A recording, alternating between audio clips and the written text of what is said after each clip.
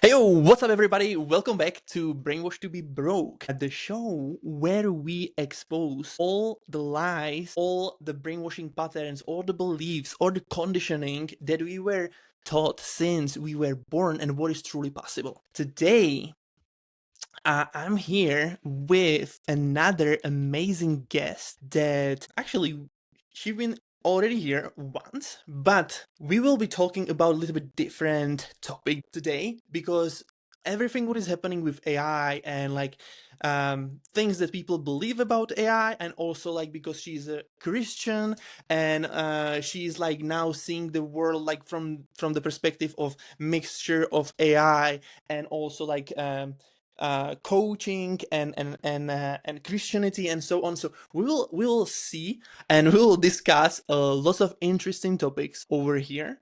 So her name is Sheli G. She is a coach in Russell Brunson Inner Circle, which is amazing. She's really brilliant. She has a coaching program called CliftonStrengths training. Then she is a speaker also and a coach who helps leaders and entrepreneurs build stronger, higher performance teams. So there is a lot of nuggets that's gonna be happening today and what we will talking about. Um, and without further ado, can you share a little bit about who you are, how did you get into what you do, and like what is your claim to fame? I don't know if I have a claim to fame yet, but I'm working on that. How about that? Oh my gosh, I've done a lot of crazy, awesome things. In fact, I've thoroughly confused many people, in digital land because they're like, wait a minute, are you a comedian? Are you an auctioneer? Are you a coach? I'm like, yeah, absolutely. Because between the recession, between COVID, I've had a lot of, like a typical entrepreneur, but maybe on Yeah, steroids, ups, yeah. downs, and twists. And so it's taught me so much. But I came from corporate America. I scaled up in corporate America. That was fun until it wasn't. I hated math, but even back then there were computers, thank God, and I loved it until I didn't. It was too much files and paperwork and sitting at a desk, and so I didn't know what CliftonStrengths were, that assessment back then. That's such a game changer, but I kind of understood part of it. I'm like, I need to be around more people and problem solving and less desk and computer work and feeling like I'm chained, to this machine. So after doing really well in corporate America, I started my first business, which was actually still in lending. So I still did that for a while. But again, it was like I learned so many amazing things, what to do, what not to do, right? I was 26 years old when I started that business. So I had no idea what I was doing 26. Okay. and got a lot of bloody noses in the process. But, I did metabolize all that, and I use that every day. The highlights, the lowlights, and Yeah. the things we didn't talk about when I started Yep. my journey. But I Yeah. moved on into deep dive personal development. By age about 27, I got deeply into personal development, and I don't mean the big high octane jump up and down events. I'm talking like a 3 month long immersive, you know, in a workshop room with 30 people where they blacked out the windows and we just did process after process after process, looking at what's working, what's not working, and who are you? Who do you say you are? And who are you really, in the Mhm. dark when no one's looking, and all of that. And so that changed the trajectory of my life, my business, my relationships forever. And Mhm. so, I knew I wanted to do speaking, coaching. I joined that board. I just learned and trained with some of the best leaders in personal development around the world. And then I found my own way with it and started leading my own trainings and those things. And so that's kind of, the long and the short of there's been a lot of other things in the process that I've done. But a lot of people ask me, oh, how did you get the job with Russell Brunson? And I think they're like, how can somebody like you get this job? You're such a normal human. And it's true. But that was actually, as much as he's like the OG in the digital marketing space. And if you want to talk about someone leveraging AI, woo, watch what Russell's doing right now. He's got a challenge coming up that's going to blow people's minds on the AI game, right? But that was by referral. As much as all this digital, AI world we live in, this was about, well, it was more years. I've been with the team about 4 years ago, but even before that, I was referred to him by Mandy, the other coach in the inner circle, and I met her Wow. locally. here in Mhm. Boise, Idaho. And so your network and those human relationships and those human connections, believe it or So not, they're still a massive, massive game changer. So the both and of technology and then yeah, relationships, I think are the secret sauce for today. yeah. When it comes to networking, and yeah, it's so crucial and so important. Um, Even like when you are starting a business, in my opinion, is like one of the most um powerful way of starting a business, I would say, then focusing on publishing and this type of stuff. Yeah. I lost my 50,000, 53, 56,000 account on Facebook literally in one day, publishing a year or so, just because Facebook didn't like what I'm posting about, like when it comes to those interviews, which is very interesting. And Speaking so so much truth there, brother. Speaking some truth. so this is it. Like I would rather focus on building networks, because like it affected me a little bit, just because of the influence that I had, right? I had Mm-hmm. over like 53 or something like that thousand followers, but the connections never disappear, right? Yeah. And yeah, I just started a different platform, and that's it, right? But anyway, so with that, what you shared, and you pretty much also answered one of the questions that I wanted to follow up on when it comes to Russell.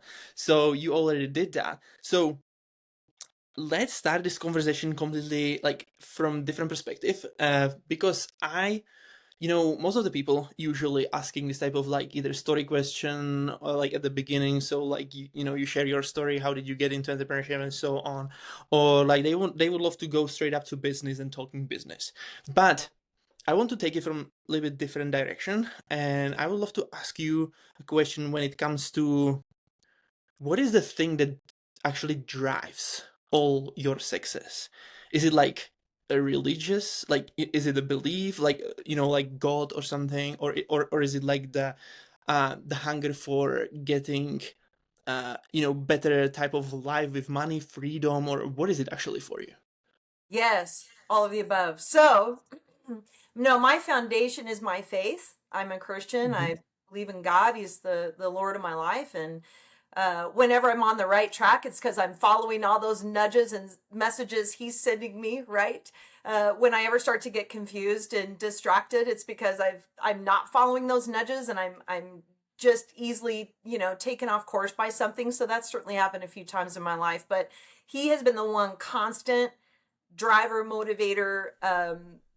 Even at the darkest times, which during COVID for me was my hardest moment. There was a bunch of things happening, and but there was always God. He's been the one constant for me. And with that, I believe, like our CliftonStrengths, for example, he gave me those. He gave me those Hmm. strengths for this time on the planet to do good with them, to, yes, to make a livelihood for myself, for my family. I think He wants us to be blessed, but also I'm here for something more and something bigger. And that's such a huge driver, because that's the kind of thing that can oftentimes get you out of bed, that can Right. keep you going when you are called to a greater purpose than just your own basic needs and trying to just survive. When you're called to not be perfect or anything like that, but just use the strengths, the ability, the energy that you've been given to do something that contributes and in some way, even if it's small, in some way leaves this planet better than you found it. That's a huge driver for me. And I remember that when I'm feeling down, frustrated, because we all have those moments. As a coach, I still have them, right? And I have coaches and therapists because I believe in it. But I Yeah. still have Yeah. those moments where I'm like, ah, and the dark powers, Russell calls it the resistance, right? It's Yeah. all Star Wars. It's like when that resistance hits you, what is that foundation? What is the thing that Right. you know that you know that you know that holds you steady? And for me, that's what it is. Yeah. Yeah. Love it. When you would you I don't know if you're willing to share or no, but when you said like that a lot of things happened during COVID, are you open to talk about it? Like give us Yeah. a little bit more what was Yeah. happening that time? Yeah. Yeah. And by the way, I've always been, God's always told me, like, you need to be transparent. Not like social media is my diary, not like that.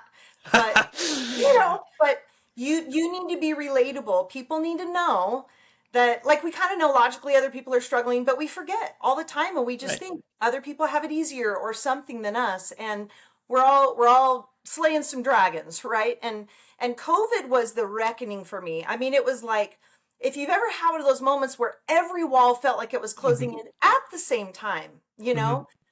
My dad passed away in 2019. He was my hero, my joy. He introduced me to one of my mentors, who was Zig Ziglar, because my dad and he used to work together. And I didn't even appreciate it all when I was, of course, younger. Then the older I got, the more I appreciated it. But he passed away of cancer in 2019, very, very gut wrenching. And then 2020 hit, and we all know 2020 changed the whole game. And so for me, I was Hmm. all in person at that time. And I will tell you, God had nudged me probably 8 or 9 years before COVID. You need to start doing some stuff online. And I didn't do it. Don't recommend. 1 star rating. That's a bad decision to not follow those nudges. Maybe for you, it's your intuition, your gut. For me, it was like God speaking into me. And I just never made time, and I didn't do it. So when COVID hit, all my contracts canceled. So basically, I was unemployed. Right. And it wasn't a short term, it was like Yep. indefinitely. And even when it came back different. And, we all kind of rebuilt, I think, those of us that were entrepreneurs. And at the same time, I went through a divorce, and it had been, a long time in coming, lots of prayer, lots of counseling, me doing counseling and all of that. And it just was one of those things that it reached its impasse, but all of that happened at the same time, literally. And then I had a stalker that, was just a very mentally ill person. It wasn't about me. It wasn't even somebody, I mean, I hardly knew this person, but for a year and a half, this very wealthy, very committed stalker that had nothing better to do than just kind of haunt me because of their own demons, if you will. That was the point at which I was just like, God, I felt like that Mother Teresa. I don't know if you've ever heard that quote where she's like, God, I know you trust me so much, but like, don't trust me this much. I can't handle this much.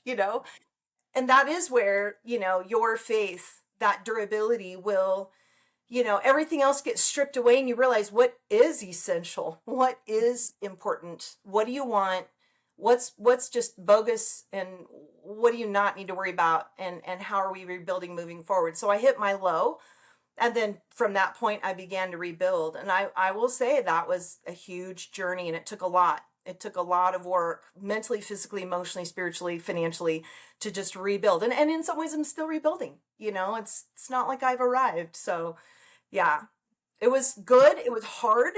And it's made me so much of a better coach. It's unbelievable. Yeah, yeah. That was actually a question that I wanted to ask. What was you know, um, the lesson from all of it? Because, like, I don't believe that, things are happening by accident. Always there is a purpose behind it. Yeah. Always there is something that, like, literally it should either make you a better person, or teach you some new skills that you should be like you can use, or strengthen your mindset, or something that literally will make you more powerful. So from that perspective, what would you say that it brought to your that lesson brought to your life?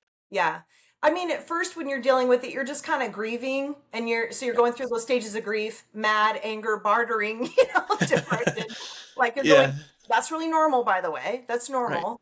And then we can do the reframing and take more of the lessons in Yep. as we start to get a little more grounded and surrender. Okay, this stuff happened. I'll never know why.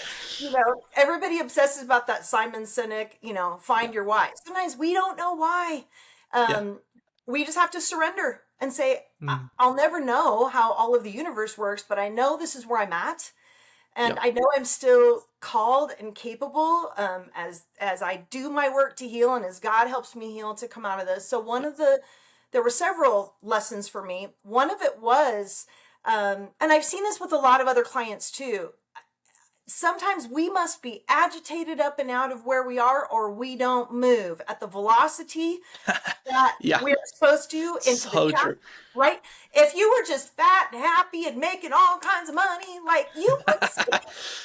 Yeah, Like, yeah. It would be boring actually. Don't you think? It would be like, if the well, life would be everything like you winning all the time, the life would be boring. What the life would be if there is no challenges, not something that yeah. shapes you and makes you better and so on.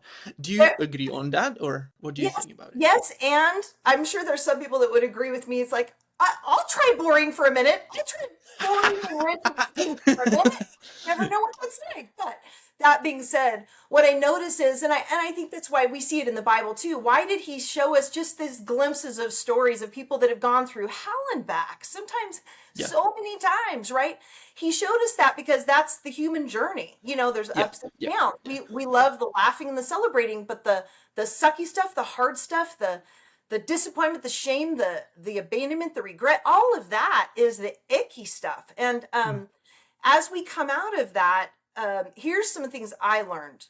mhm, Yeah, I was being agitated up and out of where I was to move me into where I was supposed to be. And I hadn't listened to the little nudges, so like it took more for me because it wasn't just COVID for me. It was like all of these events at the same time. It's yeah. like, seriously? It's comedy gold, though. Okay, so that's one Hmm. lesson. Comedy gold, not at the moment. That's too soon. But afterwards, it's comedy gold. I have some stalker humor that kills every time. But anyway, one of the other lessons was for me as a coach, I finally knew what it was like to not want to get out of those covers in the morning, not Hmm. every day, but I finally, literally at a visceral level, felt for myself what that was like, not just empathy for others or that relating that we do with others, but I felt that feeling. Now I know why people want to move to Fiji and leave everything behind. I know why people, how you Yeah, have those moments where you want to. I didn't, yeah, but I wanted to for a minute, yeah, right? yeah. Those emotional, kind of irrational feelings because you're just getting wrecked, which is why so many people turn to an addiction, whether it's an Mm, online addiction, a substance addiction, a sex addiction, a workaholic addiction. There's so many ways we can try to fill up that void because of mhm, the pain instead of healing the pain. And mhm. then taking that lesson, which is a huge way that we can reframe, and it literally helps us unhook. It's not just, oh, I'm trying to be positivity. It's Yep. like, no, that when you're ready to actually receive the lesson, and sometimes a friend or a mentor or a coach or a counselor can help you do that if you can't really do it on your own. Mhm. And I've had both. I've done it for myself, and I've had to have other people kind of help me. Okay, help me kind of start to learn the lessons here. Help us pull us out of that darker place. Pulling back is good for a while until it's not, until you start to dig the hole deeper. And so there's a tipping point where, pulling back to process and grieve can be good until you realize, this is really uncomfortable, but I got to go talk to a friend or I got to go talk to a mentor or a coach. And it's not comfortable. But the best Yep. things in life sometimes are those uncomfortable moments where we do, to your point, expand and we learn. So I learned what my clients really felt like. I learned viscerally what it felt like and why I knew intellectually why so many people dulled pain with addiction. And, because of my training, I didn't fall into that. Okay, I did buy too many blingy shoes. I was kind of buying too many blingy shoes with the money I should not have been spending. I mean, my kids were like, Mom, you don't need any more blingy shoes. There's not even like it's Ah. now on sale for 80% off because there's no events. And they're like, yeah, Mom, but we're not going to have events for like 3 years. So I finally realized I too was self-medicating, right? The shoes were probably easier to quit than cocaine or something. That's Um, that's that's but interesting. Oh my we God. all have that tendency. And so, Yeah, yeah. having been there recently at the most visceral level I've ever been in my life, I even knew at the moment, it kind of made me mad at first. I'm like, oh, God's probably going to use this for me to help other people. I was mad about it, because I just wasn't in a great place. Then as I started to do all that work and heal and pull out of it, it has made my coaching and all of that so much richer. And it did help me, it's kind of like trimming the bushes. I don't know, if everybody does that like we do in America, like you have all these bushes and like you've got to trim them back or they get chaotic and crazy and there's deadness on them. And so that pruning process, that refining process, that kind of like when you heat up gold and all the impurities rise to the surface. It is hot and painful and raw. And then you have this much better, not product, because I'm not a product, but vessel, for the message, for for the teaching, for the inspiring and the galvanizing that I want to do to help other people, I can't just do that by going, well, this is the mindset, this is the framework. One of the biggest reasons people have trauma that sustains, we don't talk about it, we do self-medicate it. So that's really Mhm. big. And it's dysregulating people mentally, physically, spiritually, emotionally, all of it. Mhm. But one of the biggest things why people hold on to trauma is the lack of an empathetic witness.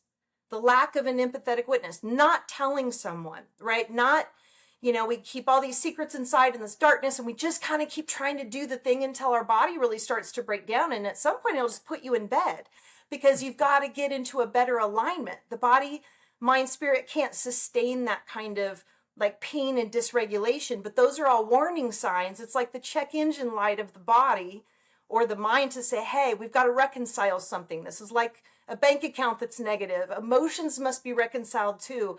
And so sometimes we're made to do that. Sometimes we're made to rip these band-aids off, move into the next chapter, get out of the relationship or start the new relationship, start the business, quit the job, apply for the promotion, do something that is very, hard for us to do if we just kind of keep going through our days the same way.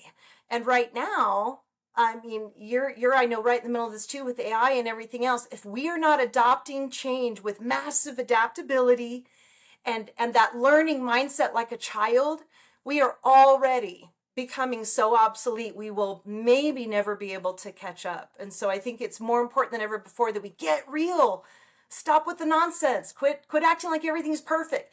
Ask for what you need, celebrate what you know and teach that, but like learn as spongy as you can be and as adaptable as you can be right now. Don't be rigid and analytical and try to debate everything, or you're going to just get left behind on the train we're all on to the future right now.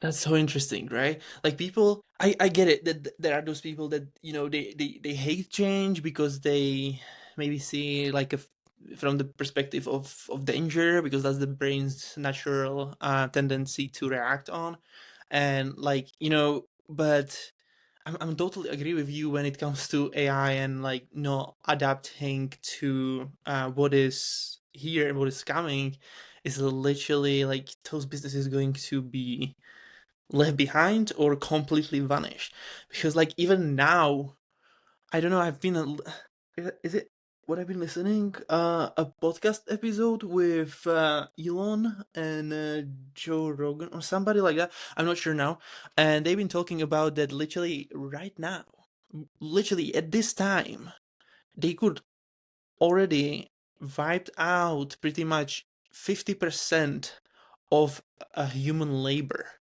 like For sure. completely by AI. For sure. So then the question is what's gonna be happening with those people that lose their jobs and they're going to be replaced by AI, and they now at this time they are trying to like they trying to not see what is happening, or they are trying to like avoid it, or but it's literally, what is the word I'm looking for, in not in you can basically avoid it. It's literally that's how it's going to be. Do you know what the word I'm looking for? I'm not Yeah, sure like what they're is the just word. in denial. They're just in Yeah, denial. like basically it's Perfect. going to happen no matter what. Absolutely. Like the AI is gonna be here It and is it's gonna here. be the future, It right? is, And it's here, Bobs. right? It's going to. It is. It's doing Yeah, it by the minute. But by the time we yeah. get off this podcast, there will be Right. a bunch of new ones, and the ones we'll have to update the ones we had because it's all changed. And so I think we can get trapped in the fear. And, because a lot of marketing is tap dancing on people's fear, right? If I want to, influence cold traffic, if I'm doing marketing messaging online, whether I'm an individual or a brand, to tap dance on people's pain and what they're afraid of is a big way to stop the scroll and get their attention, especially right now, because there's even more fear and more unrest than normal. The challenge is like if people allow themselves to just stay stuck in the fear and not move into action, so what now? What? There's nothing I can do. The robots are here.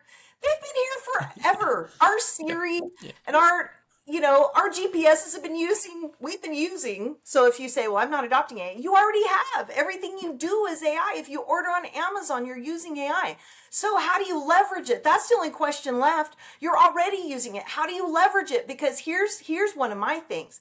The bad guys and gals, they jump on those trains the minute. They don't ask moral questions or ethical questions or how much water it's using. They're like, let's go. This is gonna million, trillion, billion X our reach as bad people. And they just, right, get more victims and more money. While the good people go, let's debate this. Let's Hmm. pontificate. Let's do a TED talk on it. No, the time to ride the bike. You're not going to Yeah. figure it out by debating it, and you can't put the genie back in the bottle. So embrace that genie and be like, how do I leverage that for good, for Yeah. contribution? If I'm a teacher, how can I teach and leverage that? It's very different. I come from the era where my first job, we didn't even have cell phones, much less social media.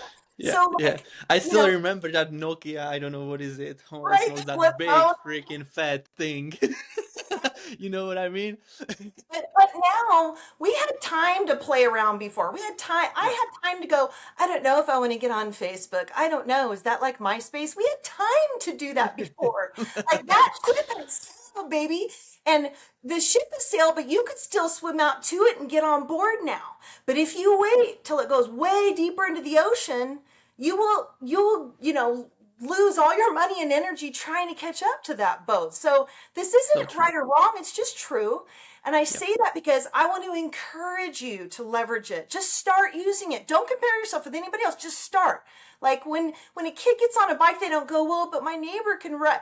They're racing. Who cares? I've never even ridden Yeah. a bike before. Get on the bike, start riding it. If you have to start with a recipe or whatever, fine. And then continue to adopt and learn experientially, because that's the only way you realize as we go hand in hand with this thing, that's where we win, right? It's not us or them. This isn't a sci-fi movie yet. Like for now, it's like us and them. The people that are Mhm. losing jobs right now in my marketplace, it's not, the majority of them are not necessarily AI 100% took the job, but the person that can manage AI agents to do these jobs keeps the job, right? The person that has immersed themselves and they're like, I'm Yeah. embracing it. They're keeping the job and they're creating thousands times more productivity for the company than the person that's, I don't know, I can't adapt, I can't adjust, I'm too analytical, I'm too disciplined, I'm too consistent. That person gets cut, but they keep the one that's integrated the AI. So it's not Yeah. replacing all the humans, at least not yet, but it's Not yet. Yeah. replacing the rigid mindset humans that are like, no, I don't want this relationship. Then they're like, gosh, that's sad, but this business has to thrive, so we're going to go without you. You kind of Yeah. chose off the bus at that point. 100%. It will probably affect more and more humans when it comes to Yes. when robots going to be more affordable, like they're not gonna be that expensive, and with combination with AI, that's gonna be start being a big Yeah. like not a problem. It's gonna be opportunities also, not just from the bad side, right? But it's going to start replacing humans in a way stronger way than just these But that's days. but that's why it's important But for you to do what you can yeah, do right now where you true, are, right? Like true. too many people get stuck in the overwhelm, and this was Yeah, true before AI, but it's even more true now. And they just get stuck. And then they just kind of keep doing the things they've always done, and it's like, "Oh my gosh, TikTok," and I'm not trying to scare people. Well, I guess I am. In a loving, compassionate way. I'm like, don't yeah, allow yourself to be left behind. Don't allow yourself to be let go or to have your thing not really come to life if you're an entrepreneur because you just want to. I've talked with entrepreneurs, not in the inner circle because they get it. They totally get it. They're teaching me. But I've coached other people where they're so prideful about their experience, right? So for me, if I was to be so prideful about 20 plus years in coaching and consulting and all the things I know and all my experience and my stories and my intuition, you can be too prideful about that right now because, that machine knows a lot of what I know, not everything, but it knows a lot of what I know, and it knows a lot of what a gajillion other people and experts know, right? And so that's like the challenge right now for people is I'm like, you don't have to be left behind. It's almost like they're already victims. They're in this victim mentality of, well, I'm fighting against this, but you're going to lose that fight because it's already here. So it's not a debate on whether to release the robots or not. They're released. They're running around. How do we befriend them? How do we link arms with them? Which sounds counterintuitive, and it's going to feel uncomfortable until you do it. I was hearing a friend of mine, I should connect you with him. He'd be great on here. Peter Swain. He was a guy that helped with Yelp and all these, he's been deep diving this for 10 plus years. And he said, when I know that people have deeply immersed, when they start naming their agents. Like, Interesting. it's not even just an agent anymore. They've named it. Like, this Okay. whole Yeah. relationship. Right. Right. Interesting. Well, where your beliefs came from when it comes to AI? Because like you are Christians also, right? And like AI Christian, replacing humans at some point, that blend is not natural, in my opinion. So I would like to ask this type of question, but then also like I have few questions back to your that moment when you had the biggest break Mm-hmm. out time when it comes to like um, having these the hard period of time where you start rebuilding it. Yeah. I don't know if I should let's continue first with the AI stuff first, and then I'm gonna ask the other ones. I think it's gonna make more sense. Okay, so when it comes to the AI, so where those beliefs with like being able to be um accepting it, and like because you are Christian, right, and so on, so like how this blend that you are okay using AI, and like because it's like kind of replacing humans also and so on, like do you have like the some type of understanding, or how you take how did you actually observe it, how like because I'm just curious from the perspective from somebody who is believer in Jesus and so on. Yeah. To me, it's certainly been the most radical, massive, fast change we've Right. ever seen in technology. So that's the differentiator. But it's Uh-huh. not unlike technology, right? Like, Yeah. I remember going from not having a computer in high school or college to going to work and having to learn computer for the first time. And, Hmm. that's a big leap. Going from just having a landline at home, which was kind of nice, to be honest, like nobody can get a hold of you unless it's an emergency or unless they come knock on your door. But Yeah.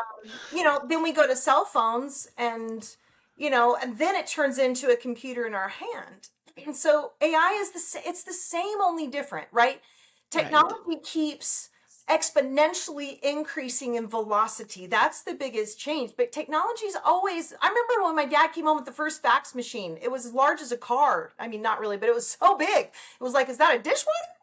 What is that? This is a fax machine. He paid like $8,000 for it. I don't know. And it changed the game, right? Mhm. Because that was before email. And so it replaced snail mail, we called it, right? Like having to Right. literally put it in the post office. Well, you think of the post office, that replaced the horse and the courier or the buggy, right? So technology has always been here and, leveraged and growing. And I mean, as a Christian, I think about, well, I look at the Bible app every morning and do my devotions and all of that. I'm grateful for that technology, Interesting. Okay. right? So, I go on YouTube and I can play worship songs while I'm getting ready and get my mindset, my heart set correct and focus on those positive, good things like the Bible tells us Right. to instead of Right. just catastrophic and doom. Our Right. Right. spirits and our bodies are not That's biologically powerful. Okay. designed, right? Mm-hmm. Biologically, we were not created to just be consuming bad news all the time. We're not robots, we're emotional. So the Yeah. robots can consume the bad news, and maybe that's part of the good news. Yeah, you consume that crap for me, distill it down. I Yeah. literally have one of my AIs will give me just the three biggest bullet points in personal development today, in what Russell Brunson's doing today, in Mm, neuroscience today, right? I don't have to look at all of it. I can't. And I don't want to sift through what's bogus and what's real and credible. So I mm-hmm. prompt it to really know that so it can Yeah. give me those bullet points and keep me out of overwhelm, keep me out of catastrophic thinking so that I can do my calling and I can impact more people. I use AI so I can impact more people and save time. And there's nothing that makes me want to carve my eyes out more than admin duties. So I'm like, bring on the robots. I mean, let's go. You want to read Yeah. my email and just tell me the ones I need to respond to, and get rid of all my spam, or, automatically answer the ones that I get the same question all the time. How often should I retake my CliftonStrengths? I've answered that question 9 million times. It's not really I'm not stewarding my talent and treasure and energy very well if I'm just repeating and I'm like an echo chamber. I could have an AI, and I am building Sheli AI, don't be fooled, like so that it can answer those common questions. And you know what's cool? Because it doesn't sleep, it can answer those at midnight while I'm sleeping and getting my sleep hygiene in, because that's about health and wellness. Even Jesus slept, so I need to too.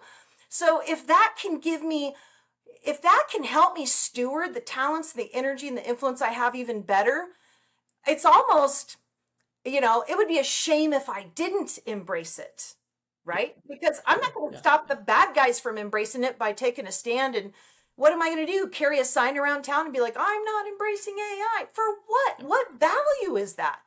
Those guys and gals continue to create impact for the bad. The good guys and gals need to leverage it in every way possible. If you're broke, you could still do 20 bucks a month with one of these LLMs, right? You can be a graphic designer with these LLMs. I've paid hundreds of thousands of dollars in graphic design. Like starting a business, the playing field has never been more leveled before to do a nonprofit, a business, to even share your faith or your story in a way that impacts people. So if you're not leveraging AI to do that and somebody else is, they're just potentially going to be a lot more effective than you and, help a lot more people than you. And that would be a shame. So I guess that's a little bit about how I think about it. Yeah, yeah, this is really cool because like when I started using AI, especially for like studying, it completely changed the game, like completely, because it works pretty much like you cannot trust it 100%, right?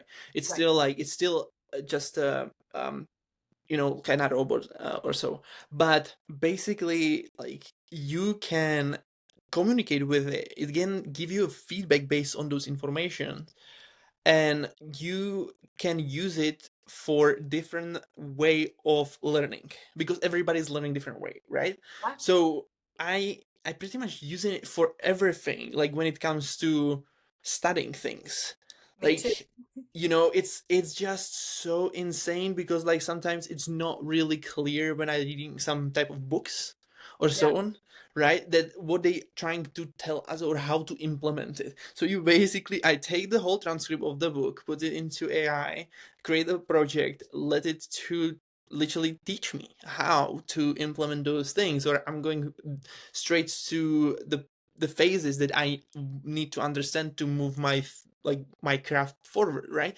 So I'm using it from this type of. Have you tested it? Like, have you used it similar way before? Yes, I Yeah. I I use it so deeply, and I am learning how do I help my clients who are not there yet, right? Who Right. who haven't adopted it at that point, like like these books, right? Here's Russell's books Yeah. right here, and I wish I would have read them sooner, but I tell entrepreneurs, have you read the books or listen to them or do something for the love of God? Like he's literally, you talk about one of the craziest obsessive learners on the planet even before AI. So now he's just doing it faster than ever before and more assertively, which is awesome because then we just get the gold nuggets that he could just take so much information and then disseminate it out, and like you can Yeah. just be there grabbing the gold, right? But I found So a lot so of people cool. don't want to read the books. They don't even want to listen to them. I'm like, while you get ready, while you do the dishes, they don't do it. So I'm like, okay, here's the cheat code, okay?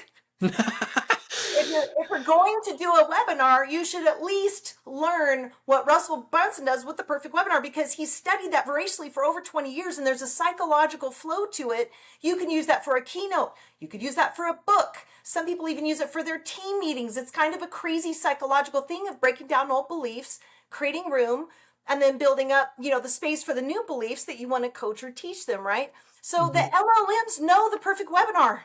They know it. Hmm. That all the LLMs, if you have Grok or Claude or Chat, whatever, all you have to do is say, put this in Russell Brunson webinar formula and tell me what all the moving pieces are and why they're important. So now you don't even have to read the book. You still should. I want to be clear about that. But I'm just saying, for my people that are overwhelmed and all the things, I'm like, okay, you don't understand hook, story, offer? Because a lot of people, as you know, online don't. They don't even use a hook. They just lead with their offer. And with AI, now there's just billions of offers hitting us every moment. So you're not going to have algorithm. You're not going to have any clicks through, except if you pay huge amounts of money, and maybe even not then if you don't understand your hook, story, offer. Well, the LLMs know that too. Tell me Russell Brunson's hook, story, offer formula. Put this in the hook, story, offer formula. So this is what I mean about leveling the playing field. Like, even people, frankly, that are a little bit lazy, oh my gosh, it's your heyday. Introverts, it's your heyday. You have a low budget, it's your heyday. You are in a disadvantaged home, it's your heyday. Like, this is your time. And I've heard a lot of people say this. We don't know how long this opportunity is going to last, right? Before it's so widely adopted. And again, literally, like, people have adopted it so much, unless you're a trust fund baby and have a lot of money in the bank to take a long time to change, are you going to be able to catch back up and get market share for your story, your strategy, your message that deserves to be in the world? Yeah, yeah.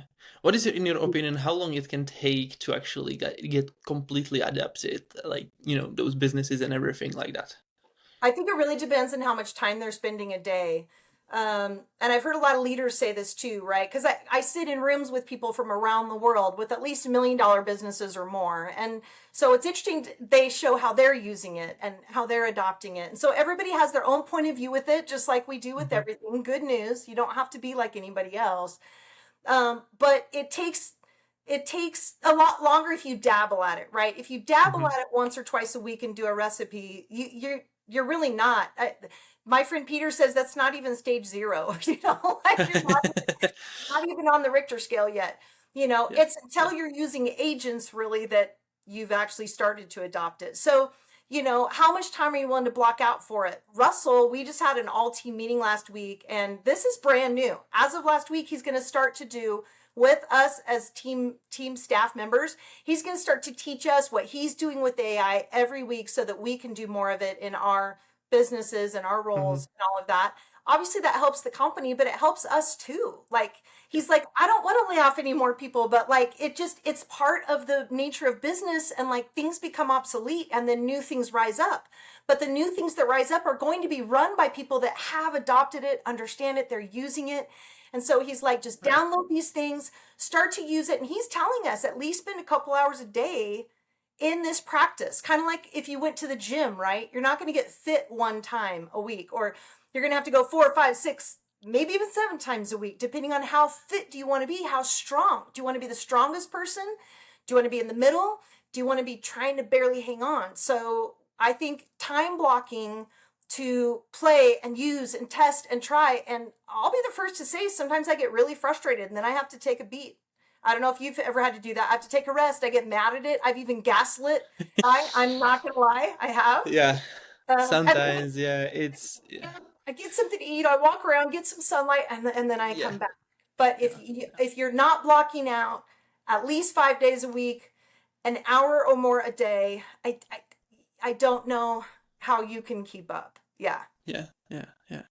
Well, the thing is, like, yeah, I don't I don't think that, well, I don't know about you, how using your time, basically daily time, um for business and business related tasks, but I pretty much living a business, so it's, for me, it's like, if I wouldn't, like, I'm just like all into doing and just growing and studying, and I love to doing it. So that's another thing. I don't know, maybe like I'm too, like, too crazy when it comes to that. Like, the work ethic is for sure from the European countries when it comes to, like, uh, Public, lots of right? people are saying it that way, that we, like, when we are when we move to England, basically they've been like, oh, you are from Europe, like those, Slovak what is it, Slovakian countries or whatever, you're like crazy work ethic. I was like, well, I don't know, I'm more obsessed about like my personal growth and that. But anyway,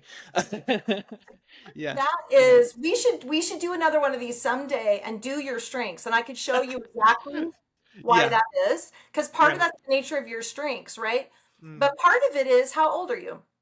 Me 29. Yeah, part of it's your age. I mean, I was way Mm. more insane in my 20s, like to a point where my relationships were like, I had three boyfriends in a row, right? They were like, I don't want a relationship. And I'm like, wait, what? And then I realized it's the common denominator, right? Right. So part of that's our strengths we learn over time. But when, the other thing is when you're single or when you're young and, your cellular turnover and your metabolism are so much faster, leverage it. Like maybe Yeah. create something. Gosh, there was a 20-some-year-old billionaire last week with technology. Like, it's up to you though. Like the tools are all Yes. there. They're all there for everybody, but it's up to you. And there's no right or wrong. You have to decide what you want, but like you could literally create financial freedom at a young age and then be able to just do ministry or do a nonprofit or just serve people and not ever have to worry about money again and have generational wealth if you leverage whatever time, talent, treasure, influence you have right now to do it. So like I'm not in my 20s anymore, darn it. I would have loved to have had this technology in my 20s, but I'm going to leverage it now because I still have a lot of retirement goals.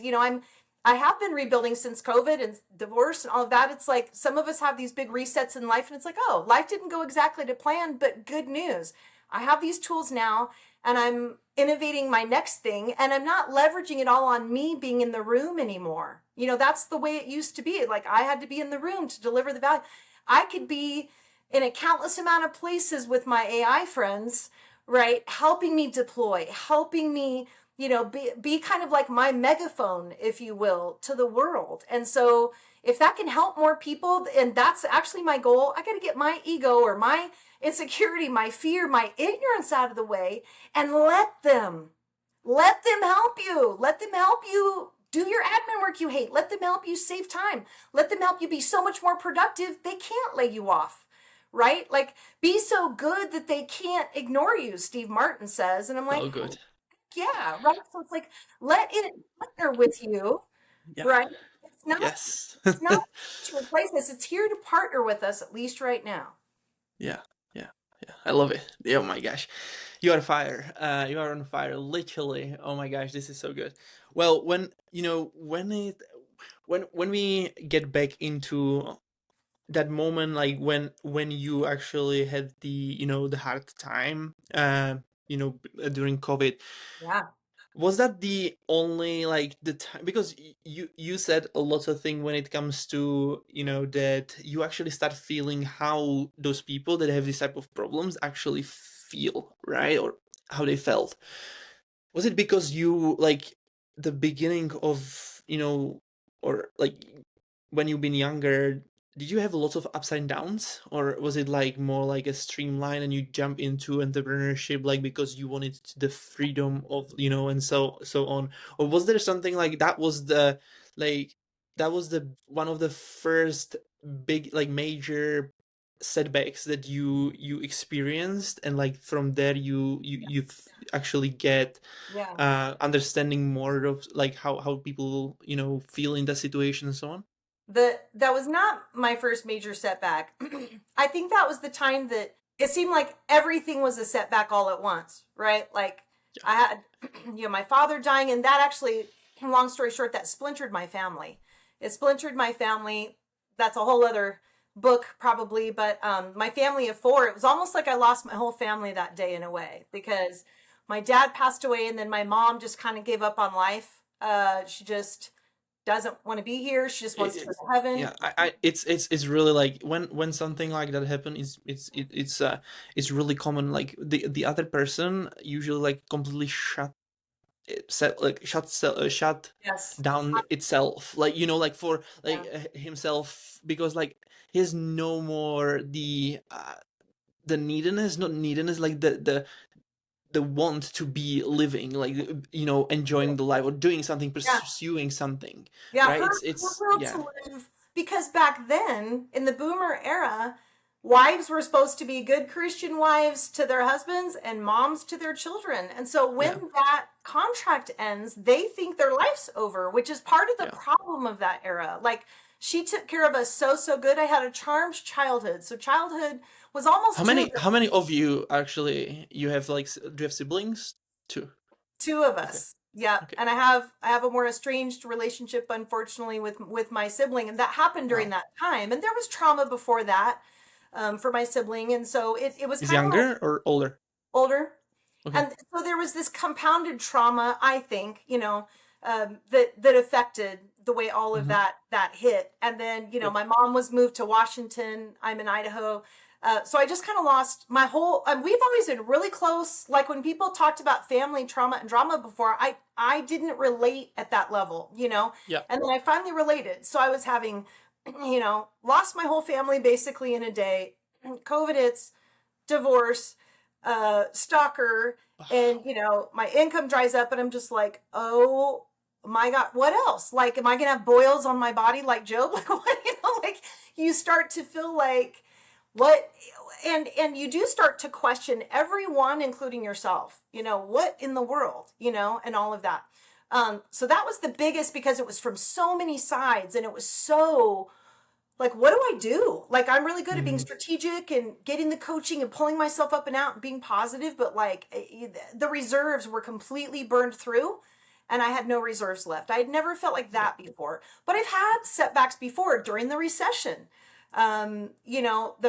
The recession, I was doing an online eBay business, and I had to, luckily it fed us at that time, because all of our other income at that time went away. So I was blessed to be able to do that, but I've got these little kids, and I'm just slinging. I was selling vintage reptile skin handbags. I did sell 2 handbags to Oprah, so I guess that's my claim to fame so far. But it was exhausting, and it wasn't what I wanted to do for the rest of my life, because it didn't have the kind of impact on humanity that I wanted to have. So that was a huge difficulty. But a lot of people went through that difficulty, and again, we remade ourselves, and we didn't have, there wasn't all the Zoom and all of the online stuff then, so we had to rebuild slowly. When COVID hit, the difference was people were rebuilding quickly, especially the more they adopted technology.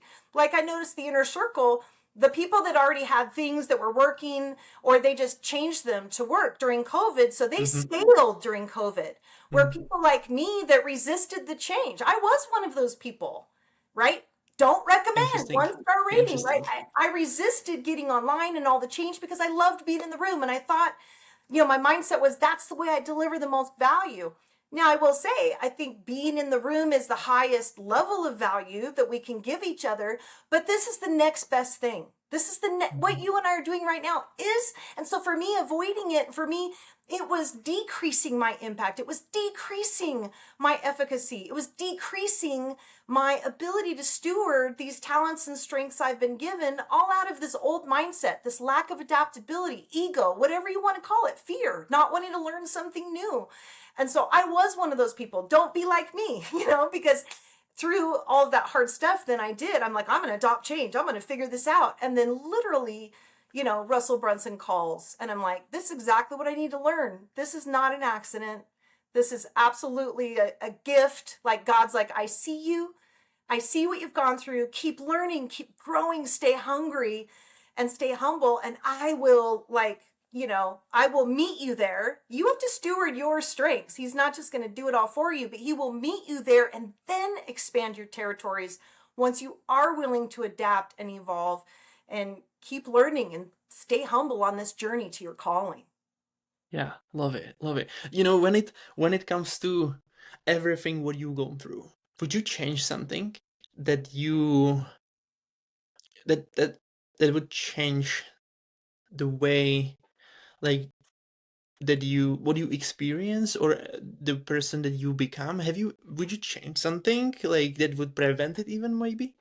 You know, a lot of people answer this question, say, I wouldn't change a thing. It's made me who I am today. I got a few things I would change. I'm not I I will tell you one thing that I learned the hard way, and I can't tell you why it took me so many years. So I do wish I would have metabolized this lesson sooner. And my dad was like this. I know I inherited whatever this gene is from him. And I said I wasn't going to be gullible like my dad because I Mhm. love people so much and he loved people so much. And he just wanted to give everything to a fault sometimes, right? Like you could just give it all away and then you have nothing. You can give away all of your time and then you're like, why do I not have time? You can give away too Yeah. much money, right? So my dad was like this. And I was like, oh, he's such a good human. But I don't want to take it as far as he took it because he didn't balance that very well. Well, guess what? I had the same problem. And even though I logically knew it, I struggled to break through. Why am I doing that? And where's the tipping point? Where's the tipping point? Because we should give and we should help people. But where's the tipping point where it becomes not a good thing and I'm not stewarding it well and I'm kind of using the strengths I've been given too much. And I call that going to the shadow side of your strengths. And we can all do it, right? And so it took me so long and I broke through when I broke through. So I trust that, I tried to break through sooner and I didn't. But I do feel like there was some times that maybe I just wasn't as reliant on God as I needed to be. And I was trying to just figure things out strategically and I was doing too much of it my way. And maybe that's why I stumbled more and longer than I needed to.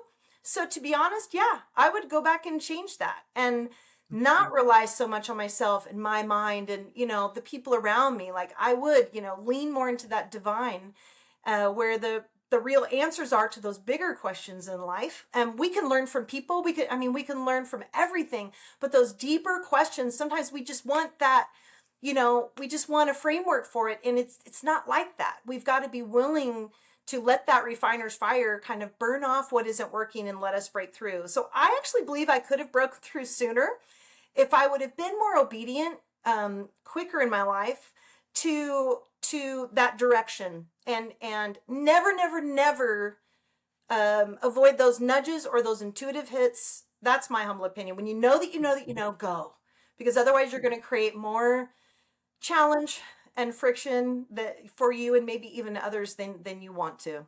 How would it influence you basically if you would change it? Um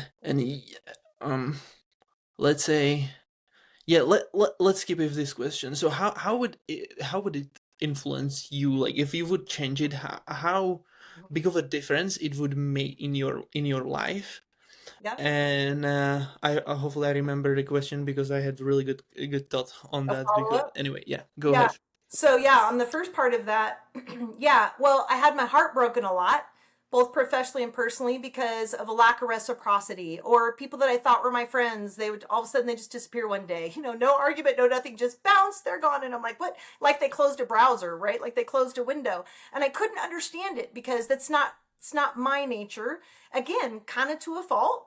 Like I just thought everybody comes into your life and they should all stay. And that's even a shadow side of one of my strings called woo. Like we want to be friends with everyone, but it's just not possible. And many people come in and go having nothing to do with you. A lot of people Mhm. don't even know what it's like to be loved or have healthy reciprocal relationships, or they come in and I'm a teacher and a coach. This is one of my big things I finally learned. God was like, you are a teacher and a coach. So a lot of people are going to come in your life, but they're not going to stay forever. Like you can't just collect them all like puppies.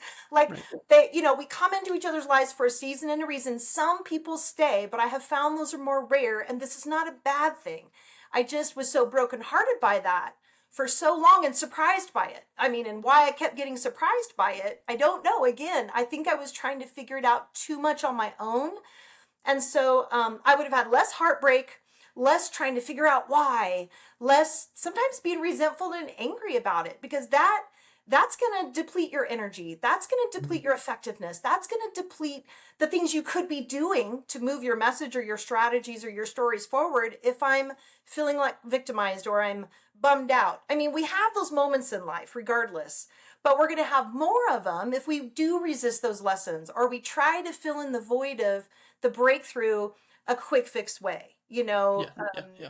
that's not the way. And so I think I would have been more effective sooner, less heartbreaks, but I would have contributed more to the planet all along the way. And And so why would I it make matter? up for it. Why would it matter to you? Why is it so important to you do that? because that is so the nudge on my heart, like, and not because I'm better than anyone and I'm not worse than anyone, but this is my calling, right? I mean, Love it. from an early age, I knew I was supposed to teach, so I went to college, and then 2 years in, I'm like, I do not want to teach in the public school system, and I dropped out. And I had no idea what it, but I just knew deep inside I'm supposed to like teach, and I don't mean in a superficial way. I don't tell Yeah. people to live a fearless life. I think it's garbage, right? I'm like, no, be afraid. Do the Yeah. crap that Yeah. absolutely scares you when you know that you need to, that you're doing that for a reason. And I believe everybody has something that they can teach. Everybody, whether it's a story of something you've gone through and you can encourage somebody that they can come out the other side of it, or whether it's a framework, like you're developing some cool things. I think you could develop one of those $1 billion technologies. And why not? If it helps Yeah. people, if it gives them time or freedom or generational wealth, or if it helps them in the medical space, right? With medical cures, can we cure cancer so nobody ever has to go through what my family did? That'd be amazing. So that's why it's so important. Is I'm like, I'm just a domino.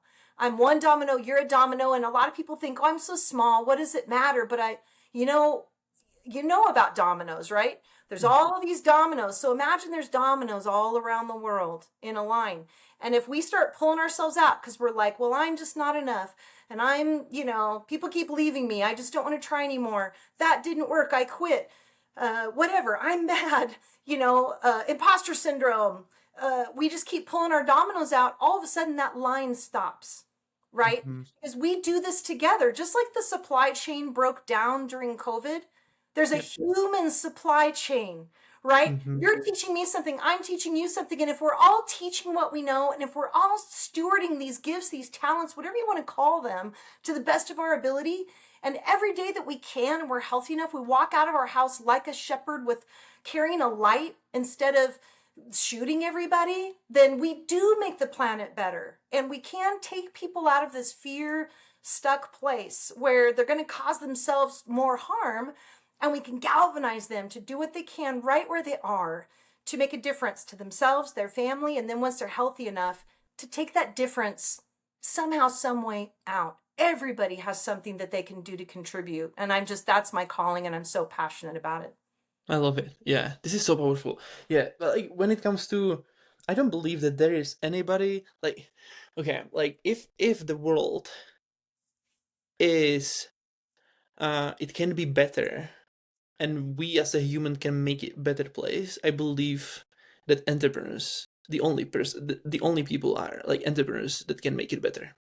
Because like just if you would slow down for a second and just like look around yourself, pretty much everything what you use, where you live, the tools, the equipment, everything was made by entrepreneurs, which is really really interesting. And like most people don't even realize in it, like there are people that have a purpose, that have something to be called to do, or something that they've been super passionate about and just made it happen, which is insane. Like I love the idea to see it and be one of them, to be able to help the humanity to be, live in a better place and be basically a better, basically, I don't know how to express this properly even. Anyway, you know. Know what you're saying, and I've heard Yeah. this before. One of the things I've thought about is this. So I want you to think about this with me. Are you familiar with the name Micron? If I say the name Micron, Not really, no. you can, look it up on your LLM Sure, one more yeah, time. will do. I believe, unless it's changed recently, that it's like the biggest provider of chips in the world today, right? Oh, So, okay.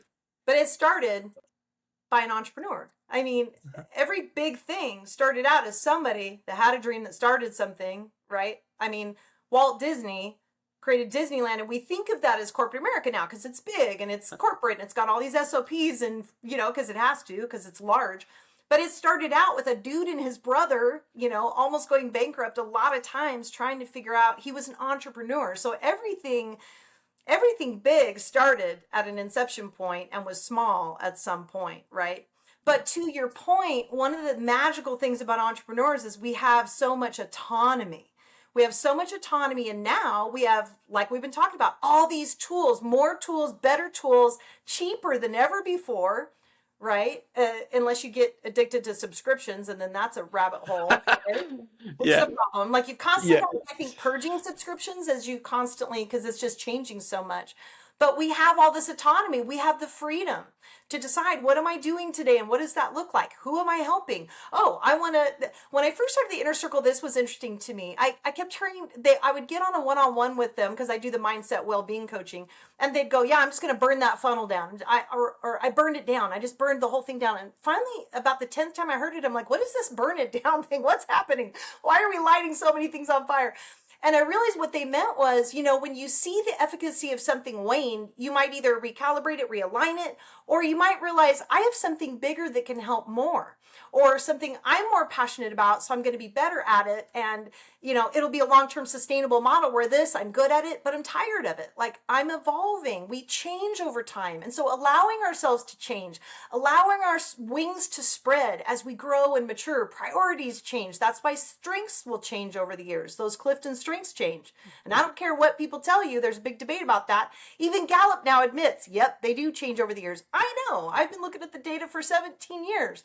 And so the freedom to be where you are feeling nudged to be today and tomorrow versus where you've been is huge. And sometimes as these entrepreneurs grow and scale and become bigger corporate America, people feel a little bit more like a cog in that wheel, right? And a lot of people say I had to quit the job because I couldn't even use all of my strengths. I was limited, or I never could input. I couldn't innovate.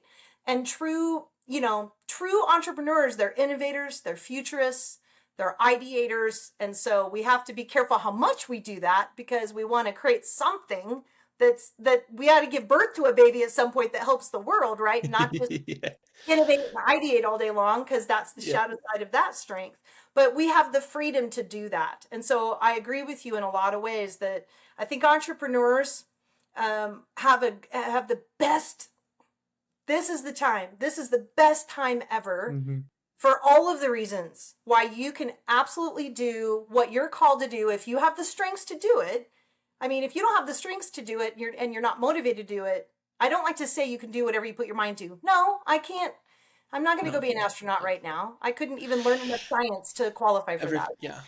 But I love this. I love the saying, like, when it comes to, everything is possible. Like literally everything is possible, and it's just in your capacity of your basically brain and mindset that is like what you can do, because the limiting beliefs holds you back. This is the only thing. Like if I would literally summarize a business into 2 words, it's a mindset and skill set. That's all. Because like if you have the mindset and you have the skill set, you're going to be successful.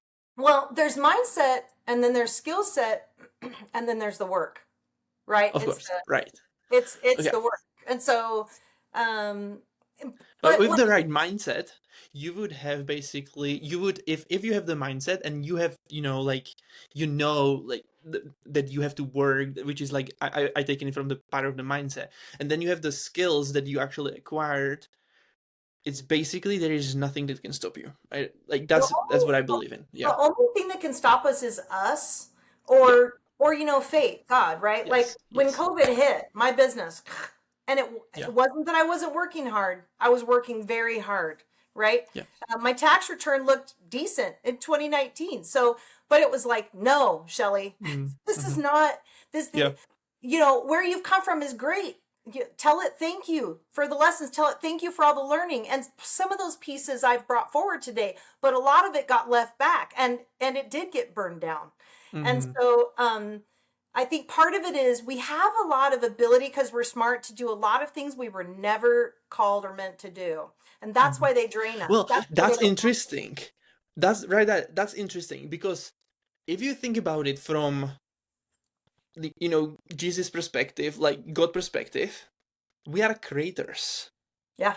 And who are created? Like we are creators. We are in an image of God, right? We are created this way, and what we like, but we are not creating things. We are taught, we are trained to Right. be just the basically, I don't know, like uh followers like a sheep's basically in a crowd, or what is it called, Yeah. and literally not don't even think, because if you think, it's already wrong, because like Right. you should be just following the rules, because the rules are the safest path of your life, and that's how you should be living your life, which is insane to me. I've never been that way. I like why I should live, because like my time is, everybody has this like same amount of time. This is the limited resource that we have, the only most valuable resource that we have, and we are using it for working for others, paying by hour, which is insane, like insane. To be fair, some people are not either ready to be an entrepreneur. Mm-hmm. Maybe they need that steady income, that Yeah, insurance. yeah. Maybe the rest of their life is chaos because it takes a certain amount of durability, adaptability, work ethic, and all of that. Some people may not be at that point yet, and some people don't ever choose to be, and that's their path, right? That's their path. I mean, God let everybody have free will. We should too, right? Everybody gets to choose their path. And some people come from enough trauma and chaos that sometimes those consistent things are, at least for a long time, they're helpful and beneficial to them. What is interesting about right now is those coveted jobs, right, that were big salaries and they were consistent and stable, they're not so coveted anymore because they can tap your shoulder and let you go. So there is pros and cons to both being an entrepreneur. There's risks. There's Mm-hmm. also risks in corporate America, in Yeah. having somebody else have all the say, and you don't necessarily see it coming if you go or not. So it's back to your strengths, your commitment to adapt, corporate America or entrepreneur, your commitment to learn, your commitment to try to stay ahead of the curve, or at least be on that curve, so that you're doing everything you can do in your power to not get left behind. Because Yeah. being a victim about it, being afraid of it, it's a normal human response, but it's only going to get in your way. So trying to Mm-hmm. just say, okay, if you don't remember anything else we talk about today, right, this one thing, worrying about everything you cannot control is the single most debilitating, fear-based, that gets you stuck, that you mindset you can be in. Worrying about things you can't control, whether it's the government, the weather, the economy, things like that, right? So then bring it back down. If you notice you're doing that, it's called catastrophic thinking in psychology, right? I'm worried about what this person did in my family. I can't control it. I've done everything I can do with all of that. This is the one I can control. What do I do today, right now? What do I leverage? Am I going to download that LLM and finally get on that bike? Am I going to ask somebody that knows more than me to help coach me up a little bit? Am I going to time block? Am I going to avoid all the little nitnoity things that can take me down rabbit holes so that I can be my most effective self, right? That's where I have autonomy and choice. And so, Right. there's risk all around us, no matter what kind of a job you have or don't have. At different phases of our life, people make different choices. But the beauty of the entrepreneur today is it's up to me. I'm my own boss. And sometimes I'm not a good boss and sometimes I am a good boss, but it's up to me, right? And I control the keys to that kingdom. I'm not going to tap my shoulder someday and say, put everything in a box and leave. I'm not going to do that to myself. I'm going to keep learning, iterating, and linking arms with people like you, right? Cross pollinating our networks and our knowledge, because that's how we stay strong. Link arms with these robots, right? Befriend them and get our messages out to the world. Yeah. So powerful. It's really interesting when the biggest changes usually in people's lives happening when something really really like bad, or like super some big change, big move happen in somebody's life. People change at that time, and start jumping into more like things like entrepreneurship, and like changing their lives and thinking about it, like how, what is the purpose of my life, and so on, which is like really interesting. Why human need that push? Why is it happening, instead of like, not like trying to be already this type of person right from the beginning, right? There is have to be the moment for most of the people, and especially like when it's coming to the older people, more, is literally that the only time when somebody can break the script is usually when something like that happen. Do you know why is that happening? Like, what is the reason of it? I've thought about this a lot too. I mean, I think we learn both ways. Like, for example, you started this podcast and I've just watched all these amazing guests. The production quality is just incredible. It's been so fun to watch your rise, and I'm here for it. I'm a big fan. And you've met so many people, and I bet you've learned so much along the way. So that's a huge expanding, but we get dopamine hits from that, right? We get those Yeah. positive cocktails, the dopamine, the Yeah. oxytocin, epinephrine, I all of those, right? Yeah. When we get really wrecked, like for example, my story during COVID when I just felt wrecked, we're not getting any dopamine hits. Like all those dopamine hits we were getting goes away. It kind of starves you. It's kind of like Lent Mm-hmm. on Mm-hmm. steroids. You're fasting. Oh, all the ways I was getting these dopamine hits, good and maybe not good, went away.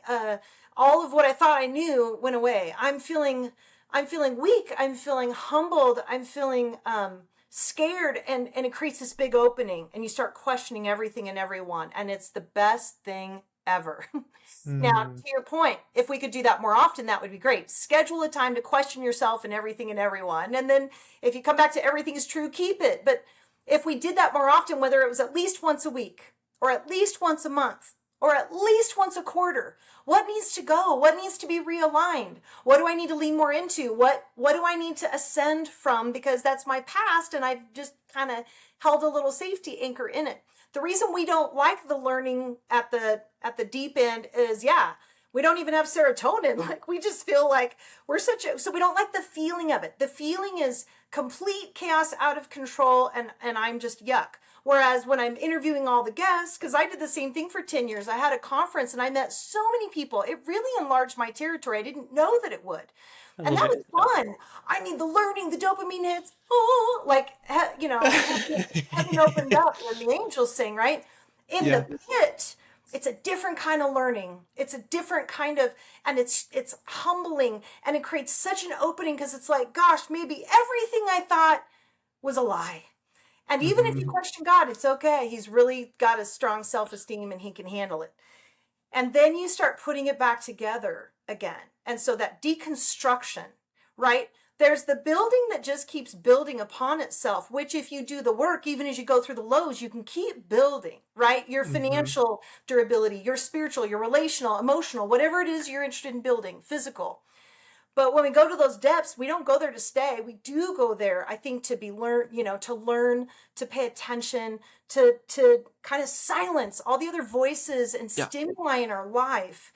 And that's something that we're totally out of control. Where the other, there's a sense of control. And this is the single biggest thing humans struggle with, whether they want to admit it or not. We're all control freaks to a degree.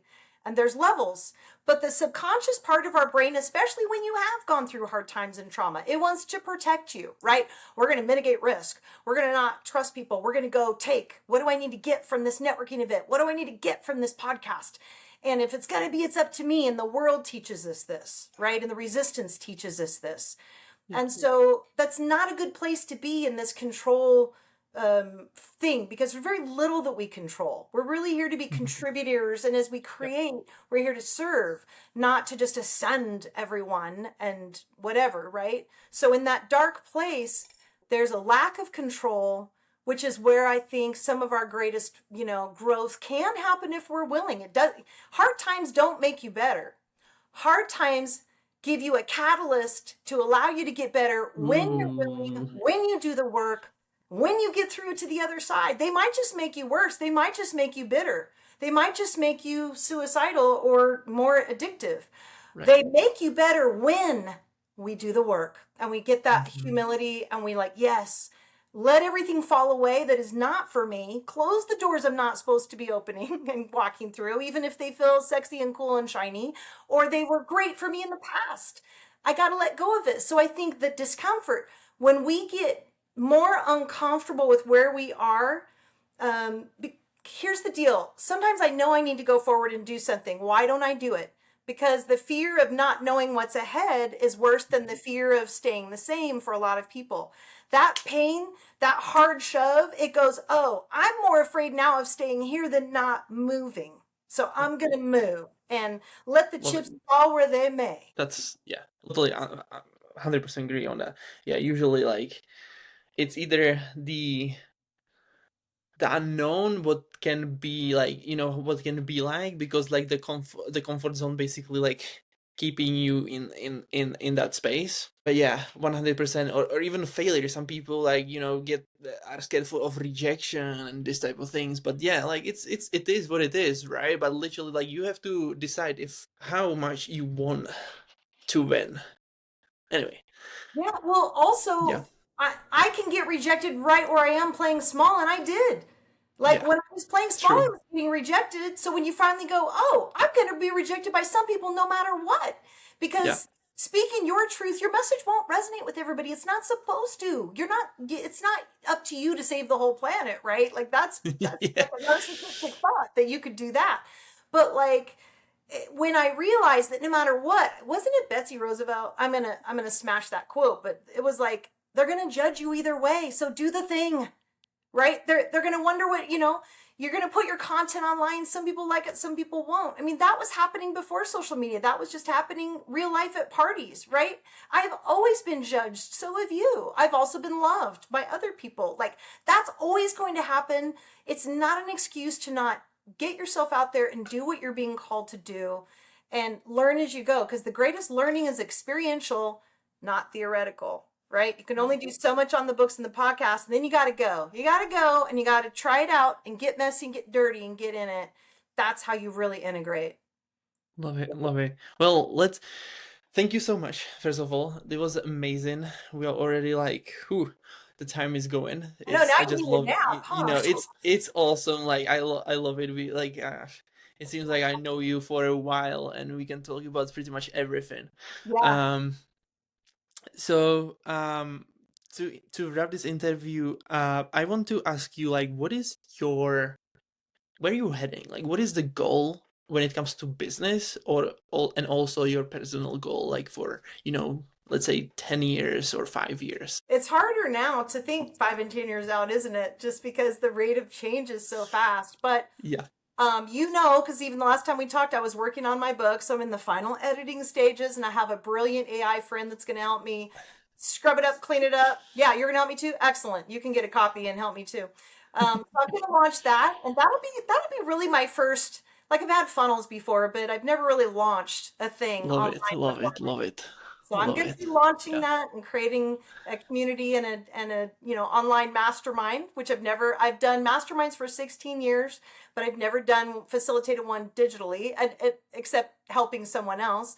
So I'll yeah, be doing that, and hopefully continuing with the contract I have, where I'm learning from these global leaders and serving them. It's been one of the so greatest honors great. of my Love life, it.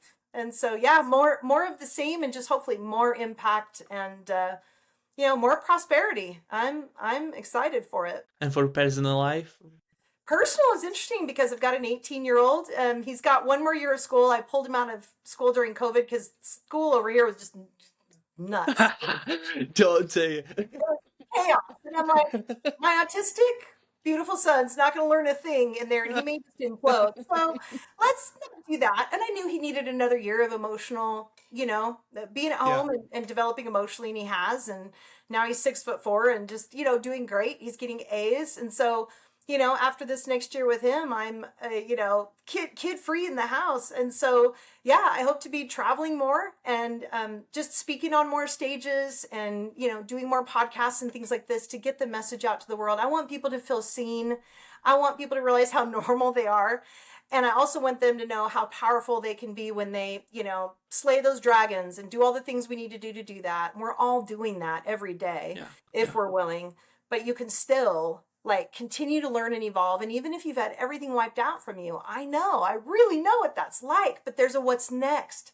So grieve what you need to grieve and then unhook from that and move into the what's next, because there's never been a better time to create and innovate and launch than right now. Love it, love it. That was awesome. All right, so three rapid fire questions, and we end this up. So the first question would be, what would be the one book that you would recommend to read anybody who, having some struggle with mindset, let's say? I love, love, love. And thankfully, Russell brought him to Boise, Idaho a few weeks ago. And I was so excited. I was geeking out. Dr. Benjamin Hardy wrote Ooh, okay. a lot of books, including Be Your Future Self Now. Be Wow. your future self now. It is such a game changer. He's a PhD. This is deep. He's got PDFs to help you integrate. This isn't superficial.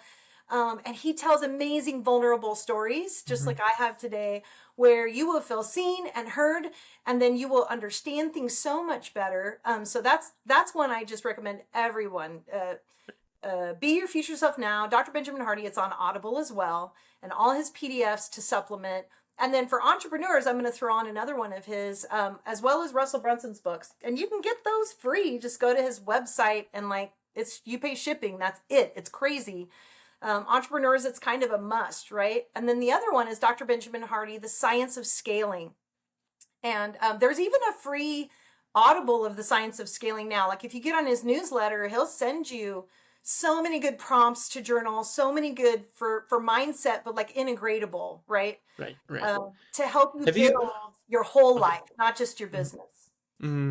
Okay. Have you ever read? I don't know who wrote it, but it was a really game changer for me. Also, The Miracle Morning. Have you heard of that book?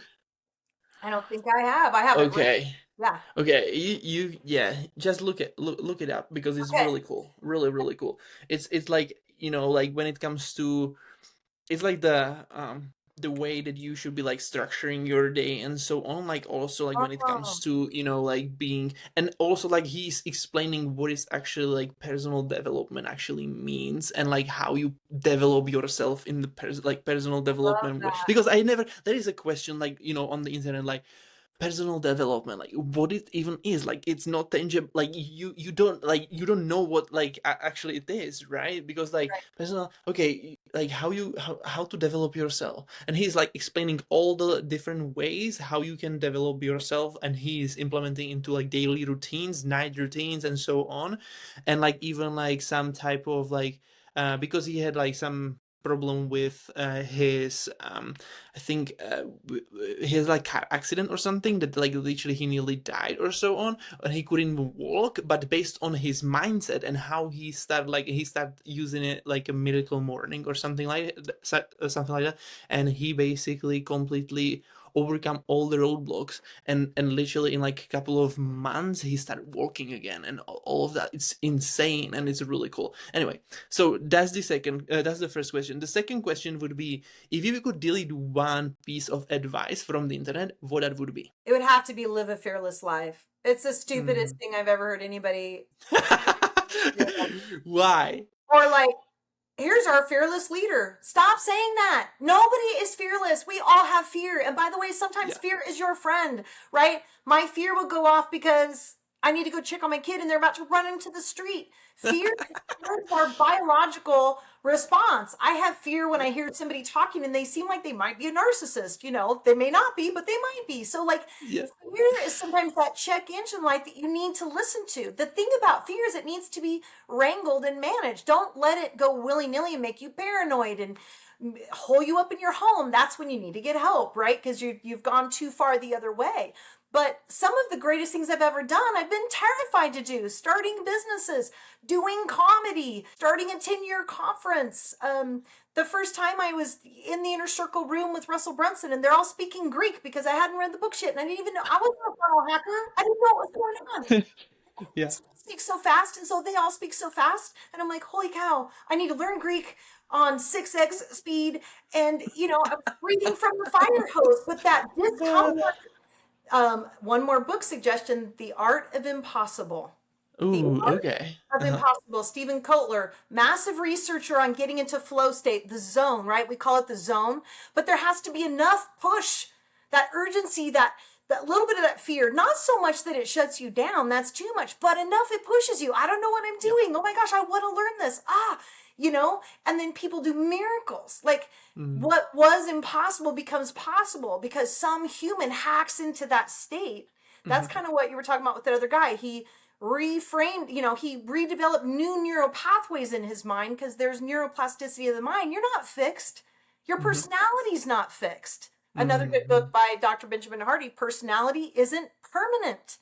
Yeah. So Yep. if Yep. people have told you you're an introvert, you can't speak on stages or whatever, that's a lie. That's not true. Mm. So sometimes you got to get on stage and scare the crap out of yourself, and you will expand more than sitting at home in your PJs watching Netflix ever could do for you. So live a fear-filled life, as long as it's the kind of fear where you're being nudged to become greater than you are today, and lean into those strengths more and work those out, just like working out at the gym. Sometimes it hurts. Sometimes it even tears a little bit, but it repairs, right? You keep going. And so live a fear-filled life. Just make sure that what you're doing makes sense. Don't just be crazy.